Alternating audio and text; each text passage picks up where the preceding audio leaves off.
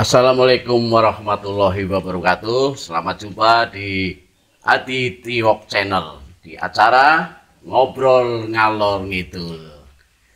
Ngobrol Ngalor Ngidul hari ini kita akan bertemu dengan tokoh kita yang tidak asing lagi. Saya perkenalkan Pak Agus Subagio. Assalamualaikum Pak Agus. Waalaikumsalam warahmatullahi wabarakatuh, Pak Adi. Pak Agus, ini nama lengkapnya Pak Agus Subagio. Agus Subagio. Oh iya. Ini kalau di kantor biasanya panggilannya Pak Agus, tapi kalau di rumah siapa ini Pak Agus? Oh, kalau di rumah pakai panggilan sayang. Jadi kalau istri saya manggil saya bapak, jadi saya dikira bapaknya istri saya. Kan biasanya ada nama panggilan yang beda, kalau di kantor Pak Agus, kalau di rumah Pak Bagio gitu. Enggak juga, banyak kan sudah dikenalnya Pak Agus. Oh, Pak Agus. Ya. Kalau Subagio itu artinya sama dengan Raharjo apa enggak sih ya? Lain, itu cerita bapak saya. Kebetulan bapak saya punya 4 anak laki-laki itu dikasih nama. Yang pertama itu ada Ciptononya, Cipto. Yang kedua ada Rosonya, Roso. Terus yang laki-laki ketiga ada Karso. Terus saya Bagio, jadi Nyipto Roso Ngarso Bahagio. Jadi menciptakan rasa menuju kebahagiaan. Ceritanya orang tua saya begitu. Subagio itu bahagia. Bahagia, diharapkan hidupnya bahagia. Kalau kenyataannya terus menderita ya pura-pura bahagia lah. Tapi ya kayaknya sudah bahagia lah. Wah, alhamdulillah luar biasa saya. Berarti Pak Agus saja ya panggilannya. Pak Agus, ini Pak Agus itu asli Cilacap atau gimana itu? Aslinya orang tua sebenarnya Cilacap. Kebetulan dulu waktu Orde Lama merantau ke Jawa Timur. Jadi orang tua itu membuat semacam usaha firma lalu lintas namanya. Merantau di Jawa Timur, bergerak dibilang kalau yang kita kenal ya transmigrasi lah, orang dari Pulau Jawa ke Sumatera, ke Kalimantan begitu. Seperti itu. Tapi lahir di? Kalau lahirnya saya di Jawa Timur, di lahir Jawa Timur ya. Sak wetane Nganjuk, sak kulone Jombang, nama kotanya Kertosono itu. Tapi sempat sekolah di Jawa Timur nggak? Nggak, kecil, ya? masa kecil. Makanya nggak ada logat-logat Jawa Timur ya? Ngapak banget, asli. Ngapak. Iya. Terus mulai sekolah di mana? Sekolah? Iya. Jadi saya kecil di desa, nama desanya itu Desa Pedasong, Kecamatan Adipala, Kabupaten Cilacap itu. Saya sekolah di SD Negeri 1 Pedasong apa ya? Iya, Pedasong. Iya. Itu di sana dulu belum ada SD Impres. Sebab saya kan generasi X, jadi generasi saya lahir sebelum PKI meletus. Jadi kalau saya badannya kecil karena kecilnya kurang gizi tuh. Dulu cari makan susah. Apa bulgur apa ya gitu ya? Iya, tahun 70-an itu kita kemarau panjang, masyarakat itu makan sorghum, bulgur gitu. SD di Pedasong, SMP-nya? Saya SMP melanjutkan ke kota di SMP Negeri 2 Cilacap. Iya. Saya SMA, ijazahnya di SMA Negeri Kroya. Terus kuliah? Setelah SMA kuliah di? Enggak langsung kuliah. Kita ceritanya inspirasinya kan saya SD, bapak saya kan ceritanya di desa jadi lurah dulu. Istilah kepala desa belum ada, istilahnya lurah. Itu masih di Pedasong apa udah pindah? Udah di Pedasong, jadi lurah di Pedasong. Saya kecil, saya ingat kelas 3 itu bapak saya dapat tamu dari Australia. Namanya Insinyur Russell, saya masih ingat. Saya masih ingat itu. Insinyur Russell bujangan 28 tahun. Meninjau, kalau sekarang embung lah ya, embung untuk pengairan sawah di Pedasong sana. Dari kreasi bapak saya itu, terus dikunjungi Australia ini, saya tertarik dengan anak muda ini, tinggi besar, ngomongnya aneh. Saya baru sekali itu saya melihat orang bule itu baru sekali. Iya. Pokoknya wong bule lah ya. Wong bule terus. Malah mungkin ngomong wong Landa. Wong Landa ya, wong Landa waktu kayak Landa. Wong Australia. Iya, wong Landa nih kena. Bareng gede kepengin sekolah sing jurusannya jadi tukang insinyur. Tetapi mencoba tidak lolos. Terus isi Narbani dari saya ceritanya tamat SMA di Jakarta, tepatnya di Tanjung Priok. bekerja, namanya perusahaannya itu CV Perhubungan tadi. Oh, wah udah di Tanjung Priok segala ya. Wah, sudah kenal preman saya di dekat stasiun Tanjung Priok. Untung nggak jadi preman ya. Sempat juga agak-agak preman. Sempat juga agak-agak preman itu. Jadi di Tanjung Priok ada peristiwa menarik yang merubah pola pikir saya. Kebetulan perusahaan tempat saya kerjakan deket Masjid PTDI namanya, Perguruan Tinggi Dakwah Islamiyah. Di sana dulu ada peristiwa Tanjung Priok, kalau Pak Kadi ingat tahun 84 itu. Peristiwa Priok itu peristiwa Tanjung Priok, iya. Saya bekerja di membantu operator alat berat sebenarnya, jadi kuli lah. Terus saya tertarik di situ tentang sosial politik. Ceritanya pindah haluan cita-cita yang tadinya. Karena ada kasus Priok. Priok, gumun ya. Gumun mau nganu nang Jakarta wong lulu gue kok gelem digerakna kayak kaya nang apa? Ternyata di balik itu ada yang namanya ilmu mempelajari itu, ilmu sosial politik. Iya, terus di mana? Universitas mana? Terus saya kan di Jakarta belum langsung kepengen kuliah. Terus ya cari di sana seneng lah anak muda. Nah, kumpul, ada uang terus tahun ketiga Pak ya. Jadi saya sudah di bulan Agustus saya ingat saya habis ulang tahun. Orang anak sih ngucapna mau pacar ora duwe, terus wong tua ora duwe dadi. Terus aku nek kaya betah orang anak perubahan dadi kuli gitu. Terus akhirnya kepengin sekolah. Nah, begitu kepengin sekolah saya inget kota pelajar kan Jogja. Jadi anak sekolah nang Jakarta ora dadi lah. Jadi waktu itu saya putuskan di bulan Agustus tahun 86 saya ke Jogja, daftar sekolah, sing isi bukak. Nah, yang bukak sing ana jurusan sosial politik ada namanya Universitas Proklamasi. Oh iya. Proklamasi 45 itu nggih. Sekarang masih? Masih tapi sepi kayaknya sudah, sepi mahasiswanya kayaknya. Iya. Terus jurusannya sosial politik. Iya. Nah, tapi dengar kok ini Pak Agus terkenalnya jadi ini ya. Penyuluh KB tadi dari sosial politik kok terus itu gimana itu ceritanya itu? Begitu lulus terus gimana kok? Cerita singkatnya begitu lulus setelah tahu dunia sosial politik, bergaul, mengikuti seminar ini itu. Akhirnya saya pengen jadi tokoh LSM nasional. Wah, ceritanya kan gak berubah maning kan? Iya. Pengen jadi tokoh. Jadi ini Pak Agus kayaknya mudah tersentuh dengan situasi gitu ya. Iya, waktu itu. Jadi ada situasi apa, kemudian rubah pikiran. Iya. Anak lingkungan apa, mau anak muda kan cita-cita begitulah ya. Iya, terus. Dari LSM sempat di Jakarta, cedek kantor Suara Merdeka namanya ada LSM Bina Swadaya. LSM Bina Swadaya itu terus memang kita bergaul dengan tokoh-tokoh bahkan internasional. Contohnya Perdana Menteri Belanda waktu itu dari partai itu JJ Prong itu. Nah, di situ setelah dari situ bapak saya tidak menginginkan saya di Konmelu Pak Gubernur Lampung. Jadi bar nang Jakarta kon naring Lampung. Ke Lampung. Memang kenal Bapak. Kebetulan bapak saya kan lurah, Gubernur Lampung, mantan Bupati Cilacap, Pak Mayor Jenderal Purnawirawan Pujono Pranyoto lah itulah. Betul ya, pernah dengar itu. Iya, terus di Lampung singkat cerita sekolah sosial politik nang Lampung kerjanya nang dunia kontraktor. Jadi nang Lampung ana nggarap dalan, bangunan rumah sakit, terus perumahan apa kayak sing kaya nang Cilacap PPC kuwi jenenge nang kana Lempasing, perumahan nelayan Lempasing. Jadi itu membantu Pak Gubernur Lampung. Iya, gitu jadi ada membantu istilahnya Pak Pujono Pranyoto punya obsesi, punya keinginan bahwa pelabuhan nelayannya Lampung niru Cilacap lah.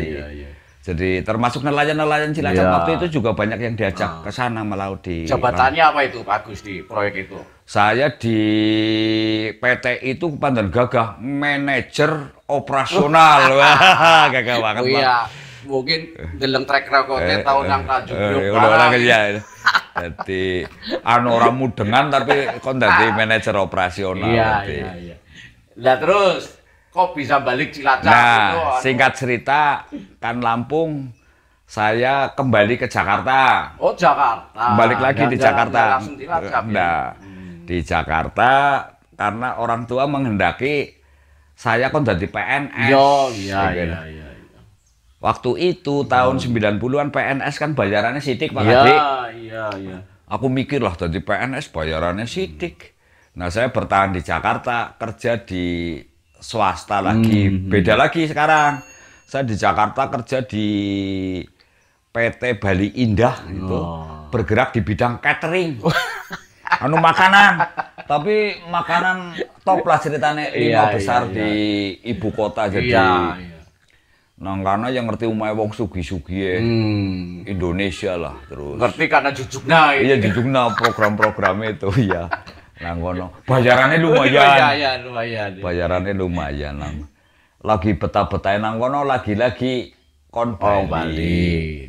Dari bapaknya ya. Iya kan bapak jadi menghendaki kon jadi PNS jadi ceritane dari PNS. Terus masuk PNS-nya itu tes apa tes. Kayak orang sekarang itu honor dulu. Enggak, jadi ceritane pas ada itu ya. Saya kebetulan bapak lagi kondisinya tidak sehat, saya pulang, anak bukakan tes. Terus melu tes. Jadi orang niat ketampa. Wong nyenengna wong tua tok. Iya. Tes lah. Menek orang wis melu tes, orang tampa kon balik Jakarta maning, Pak aku ora ketampa kok, balik Jakarta maning kan nulih. Ternyata ketampa. Wah, itu berarti karena niat dongane wong tua gue jadi. Dan dari Pak sendiri kan niat nyenengna wong tua. Ternyata dicatat ya, jadi ketampa itu. Ketampa. Dinas pertama apa? Dinas dulu yang bukakan itu namanya BKKBN. Oh, iya. Badan Koordinasi Keluarga Berencana Nasional. Tahun 90 berarti itu. Udah 93 kan saya jalan-jalan dulu itu di swasta. 93 ada pendaftaran. Aku sepira ya, bodoh likur tahun Pak. Oh iya. Terus ketampa bocah 11 nek ora salah sekabupaten. Tasnya tekan nggon kae Semarang ben apa Litsus apa. Iya. Sing di pepanasan sedina. Dulu ada Litsus ya. Dipenang screening. Di screening nang Semarang nang Watugong, kemutan bae.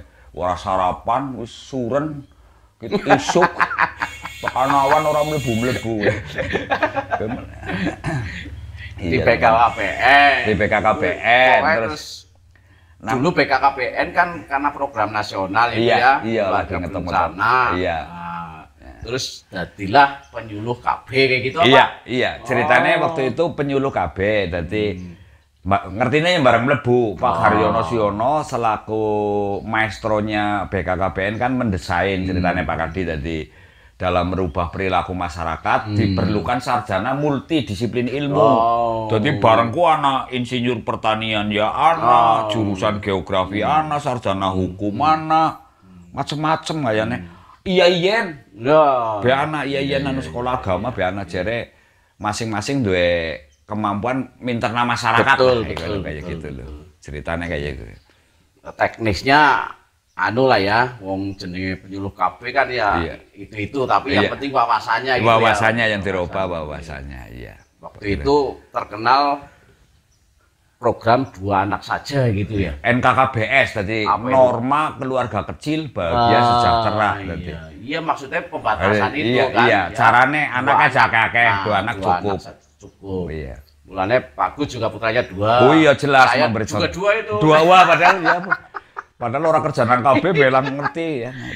Itu berapa puluh tahun itu di BKKBN? Ceritane ya lama saya jadi kan dinamika kebetulan mlebu BKKBN kan 93. Terus nang penyuluh kan pejabat fungsional Pak. Iya. Gawe angka kredit angel dan sebagainya. Terus akhirnya biyen istilahnya nang kecamatan sing mimpin jenenge pengawas. Melu tes. Dilalah maning ya Gusti Allah eman mungkin dadi pengawas. Dadi pengawas biyen nom dewek nang kono sing di awasi dhuwure Iya, kabeh. iya. Kuwi tua-tua. Tapi kan diwedeni wong pengawas kan. Pengawas ngawas awas tugas.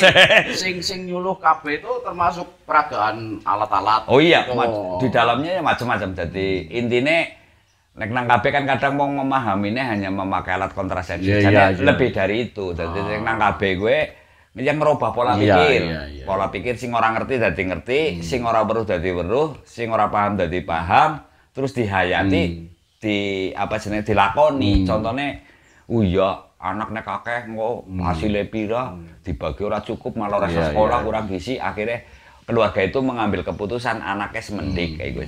Jadi sing dirubah jane anu pola pikir masyarakat iya, kayak gue iya. lah. Itu alat kontrasepsi kan macam-macam Iya, ya. itu salah Ada satu cara. suntik, Iya, ada iya. itu pinter-pinter menjelaskan ke terutama di pedesaan-pedesaan gitu ya. Iya Agus, betul, ya. iya betul. Ya, Masyarakat terus, pedesaan. kemudian ke BKKBN bubar. Bubar tahu ya 2003 apa ya bubar. Iya, iya. Melu Pemda. Iya, terus Melu masuk Pemda. Pemda. Nah, Jadi dinas KB, dinas sosial dan KB.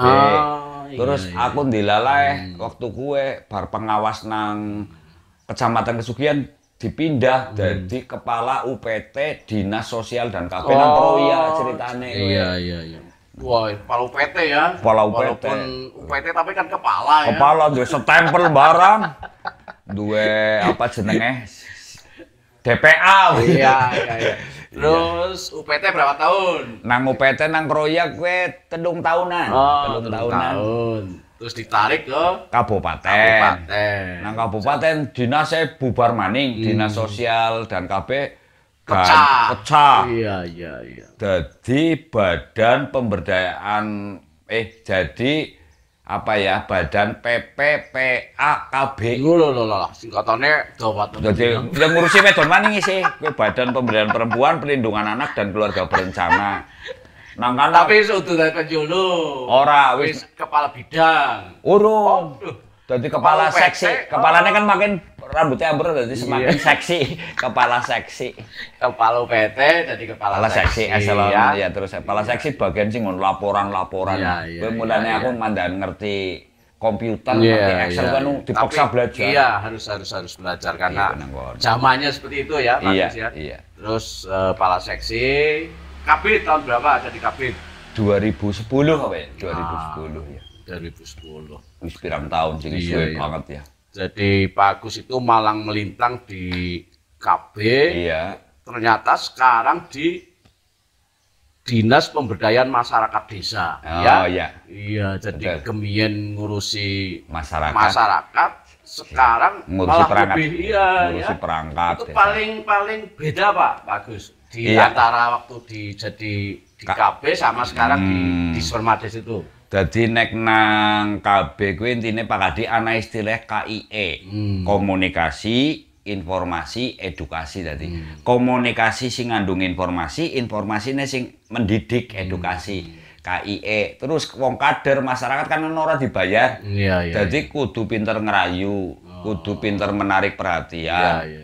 Nang pemerintahan guys iki aku dadi nang Dispermades nang pembinaan pemerintahan desa sing diurusi kuwi genah perangkat desa karo lembaga-lembaga desa Iya, karena iya, BPD iya, dan iya. sebagainya.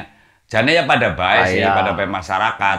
Tetapi lebih khususnya lagi karena perangkat desa itu kan mereka anu dibayar. Iya, iya, iya. Nampa duit kan negara, siltap jenenge. Urung sing desane ana bangkoke sing nampa sawah dadi istilah ora cukup KIE iki juga ana komandone, Iya, ana pemerintah kayak gitu. Jadi malah kayaknya lebih berat ya. Oh iya Karena lebih kita, berat. Iya. Lebih berat betul. Ke desanya sih Iya. ya, padahal Cilacap punya 269 desa. Betul, gitu ya. iya, iya. Jadi, Betul. ya mudah-mudahan karena Pak Agus ini tinggal setahun lagi kayaknya ya. Betul ya. Wah, Sudah mau ini, merdeka iya. ini tahun depan merdeka Ya insya kita Allah. doakan Iya. mudah-mudahan bisa anulah ya. Sehat. Pensiun dengan cara mahasiswanya kayak kunlut ya. Oh iya, Pak. mudah-mudahan Iya, mohon iya, doanya iya. ya sehat-sehat. Ya, siki masalah sekolah udah, kerja udah. Nah, siki sing anu lah, enteng-enteng. Hobinya Pak Agus apa sih itu? Hobi. Kayaknya kan nang kantor kayaknya sering nyanyi itu apa? Oh, itu sing Terus song itu kayak ya. iya, kayak Iya. penyiar apa tahu jadi penyiar gitu. Oh iya, jadi ceritanya waktu mahasiswa itu kepengen banyak tahu lah.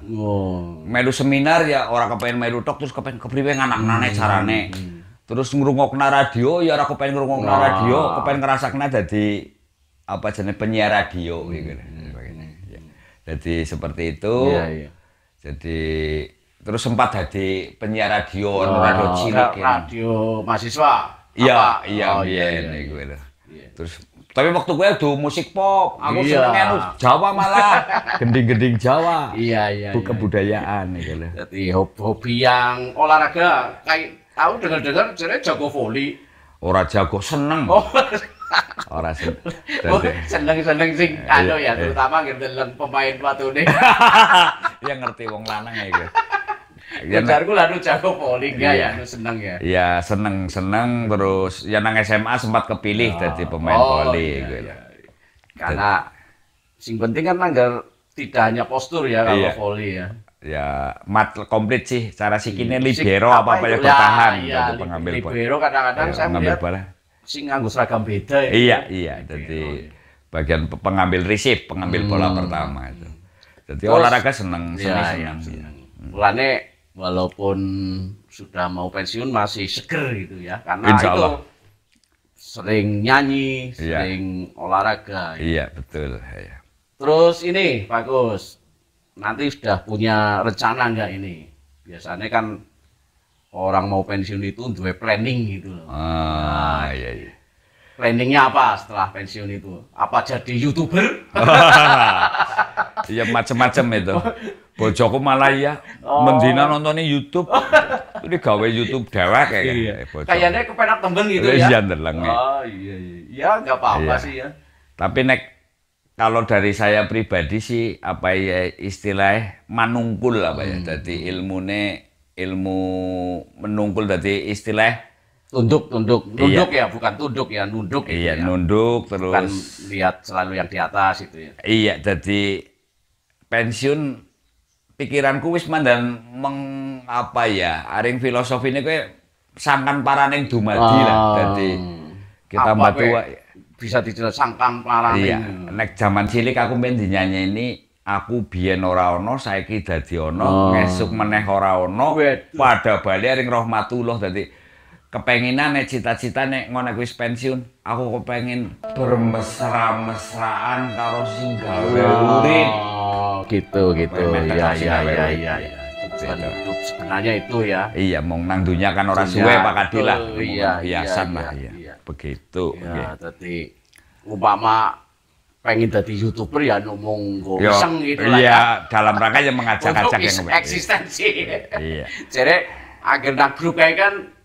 anu lah minimal komen ben ngerti tesi urip iya berkomen iya jadi sekarang memang zamannya digital gitu ya matur nuwun nggih Pak Kadi kersa dolan aring gubuku dadi intine ya mung pesenku mung aku kan luwih tua dadi wong luwih tua kan dadi pesen ya mudah-mudahan bisa bahwa channel YouTube ini nanti bisa berkembang. Amin.